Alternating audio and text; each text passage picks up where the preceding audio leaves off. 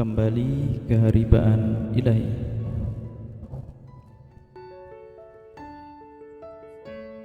Tanda-tanda perpisahan. Tak kala dakwah Islam telah sempurna dan Islam telah menguasai keadaan, tanda-tanda perpisahan dengan kehidupan dan orang-orang yang hidup di dunia mulai tampak pada diri Rasulullah SAW.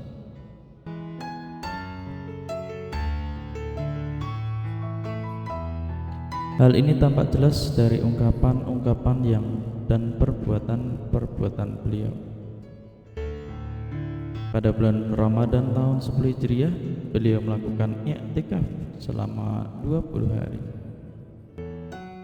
Sedangkan pada tahun-tahun sebelumnya, beliau hanya melakukan selama 10 hari. Pada tahun itu pula, Jibril datang 2 kali untuk mengajarkan Al-Quran kepada beliau. Pada waktu Haji Wada, beliau berkata, "Sesungguhnya aku tidak mengetahui secara pasti, boleh jadi aku tidak akan bertemu lagi dengan kalian setelah tahun ini, di tempat ini selamanya."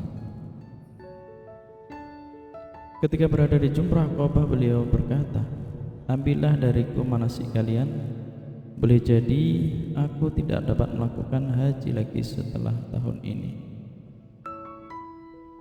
Pada pertengahan hari-hari Tasyrik, turun surat An-Nasr kepada beliau, sehingga beliau mengetahui bahwa itu merupakan tanda perpisahan bagi diri beliau. Pada awal bulan Safar tahun 11 Hijriah, Nabi SAW pergi ke Uhud, lalu mensalati syuhada Uhud sebagai tanda perpisahan bagi orang-orang yang hidup dan yang meninggal.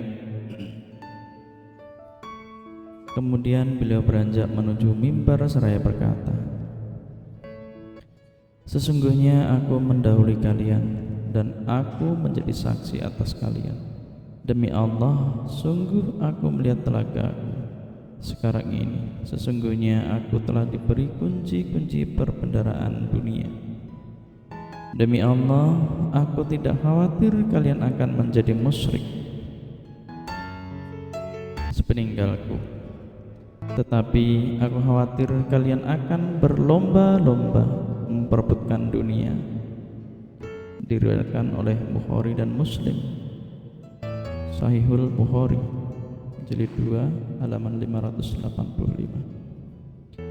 Pada suatu pertengahan malam, beliau pergi ke Baqi, lalu memintakan ampunan untuk orang-orang yang dikubur di tempat itu.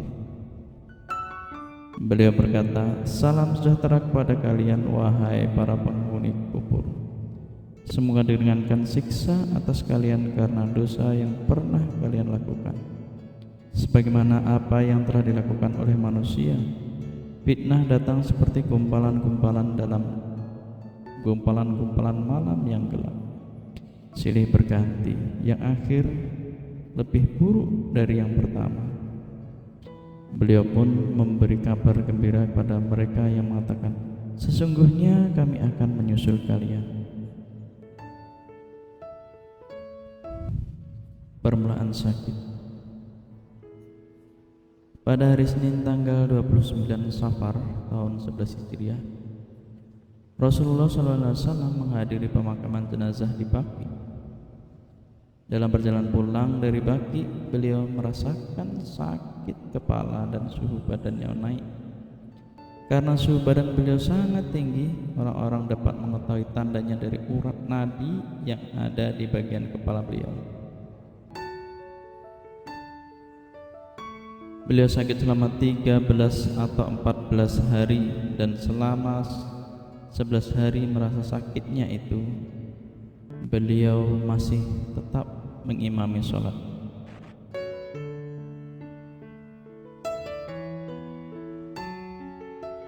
Pekan terakhir,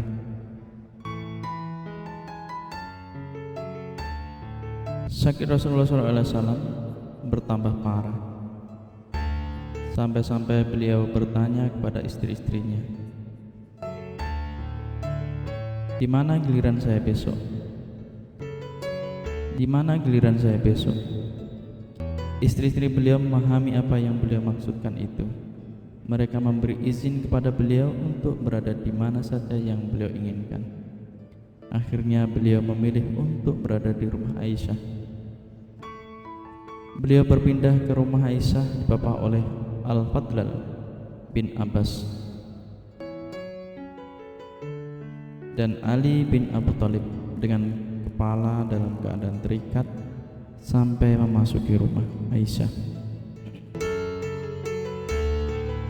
Beliau berada di sisi Aisyah pada pekan terakhir dari kehidupannya.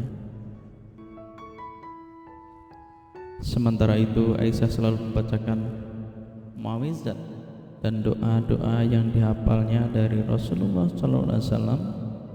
Lalu dia tiupkan ke tubuh beliau dan mengusap-usapnya dengan tangan beliau untuk mengharapkan barokah.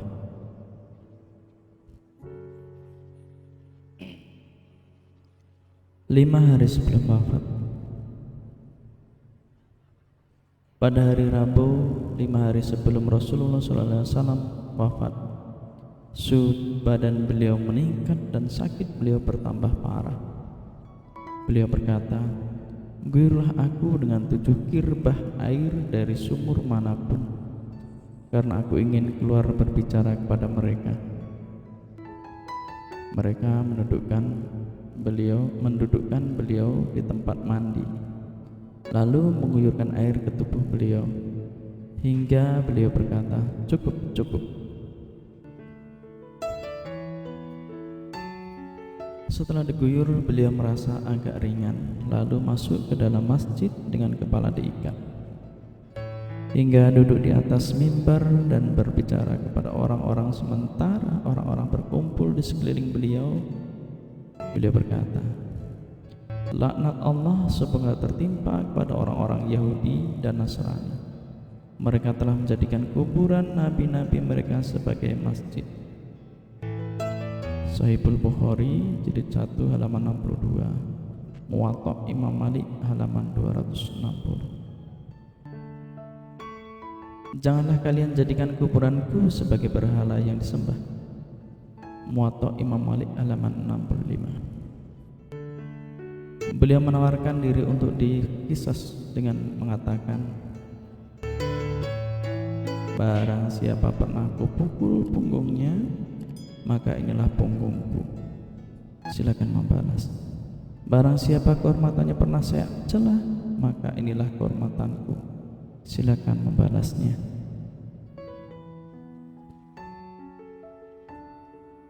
Kemudian beliau turun dari mimbar dan melakukan sholat zuhur. Selesai sholat zuhur, beliau kembali lagi ke mimbar dan duduk di atasnya, lalu berbicara lagi, mengulang apa yang telah beliau katakan serta berbicara yang lain. Ketika itu ada seorang yang berkata, "Engkau masih memiliki tanggungan terhadapku 3 dirham. Kemudian beliau berkata, "Berikan kepadanya wahai Fadlal." Setelah itu beliau memberi nasihat agar memperhatikan orang-orang Ansor. Beliau berkata, "Aku berwasiat pada kalian agar memperhatikan orang-orang Ansor, karena mereka adalah para pendukung dan pemegang rahasiaku. Mereka telah menunaikan kewajiban mereka dan hak mereka masih ada.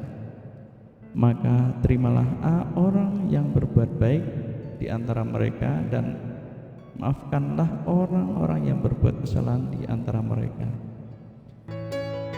Di dalam riwayat lain disebutkan, sesungguhnya manusia bertambah banyak, sedangkan orang-orang Ansor semakin sedikit, sehingga mereka seperti garam yang ada di dalam makanan. Barang siapa di antara kalian menangani suatu urusan yang merugikan atau memberi manfaat kepada seseorang, maka terimalah orang yang berbuat baik dari mereka dan maafkanlah orang yang berbuat buruk dari mereka. Sahihul Bukhari jilid 1 halaman 536. Kemudian beliau berkata, Sesungguhnya ada seorang hamba diberi pilihan oleh Allah, yaitu diberi kemewahan dunia sesuai apa yang dikehendakinya, atau diberi apa yang ada di sisinya, lalu dia memilih apa yang ada di sisinya.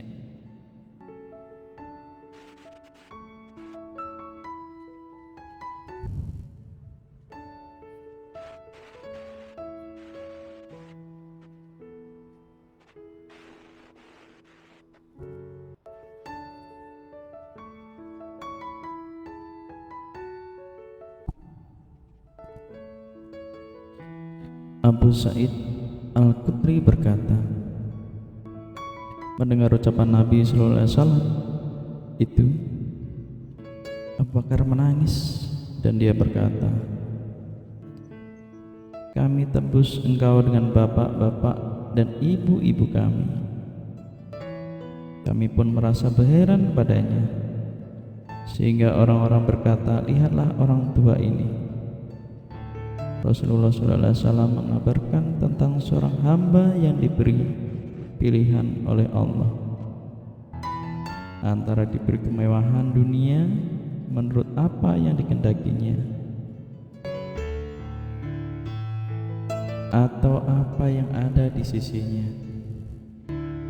Lalu dia berkata, kami tebus engkau dengan bapak-bapak dan ibu-ibu kami. Rasulullah SAW adalah orang yang diberi pilihan tersebut, sedangkan Abu Bakar adalah orang yang paling mengetahui di antara kami.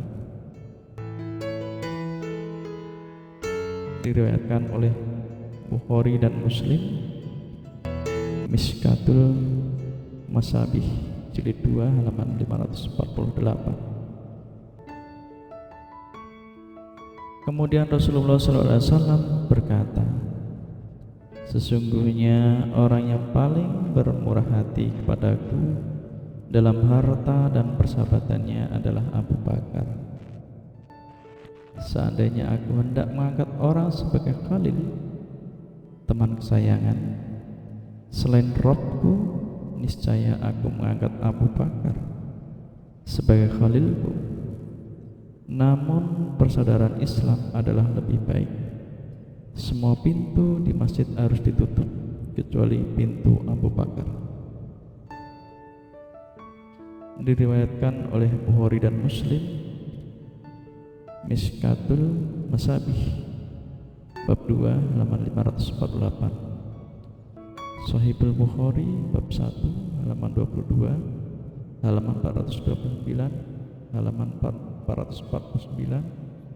jilid 2 halaman 638.